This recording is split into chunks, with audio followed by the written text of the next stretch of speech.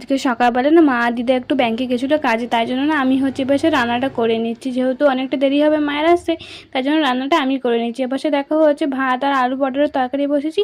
তো এপাশে ভাতটা দেখো এপাশে হয়ে গেছে। ভাতটা গড়াতে রেখে দিয়ে ওপাশে আমি পটলের তরকারিটা কমপ্লিট করে নেবো। তো ওপাশে কষানো অনেকটাই হয়ে গেছে, জল দিয়ে ফুটতে দিয়েছিলাম। তো দেখো আমার হয়ে গেছে, আমি ঢেলে নিচ্ছি। আর মা না সকালবেলা অনেকগুলি কাপড় কেচে দিয়ে গেছিলো, যেগুলো শুকিয়ে গেছে সেগুলো তুলে নিচ্ছি। আর যেগুলো একটু ভেজা ভেজা আছে ওগুলো রেখে দিচ্ছি, আমি পরে তুলে নেবো।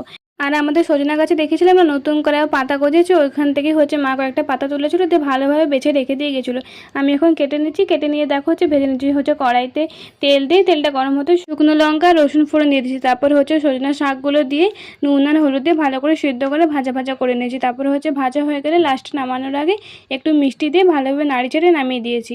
আর একটু তেঁতুলের চাটনি করেছিলাম, চাটনিটা হয়ে গেছে, লাস্টে একটু ভাজা মশলা গুঁড়ো দিয়ে নামিয়ে নিয়েছি। আর একটু উচ্ছে ভেজেছিলাম। এই ছিল আজকে সারাদিন আমার কাজ বাজ।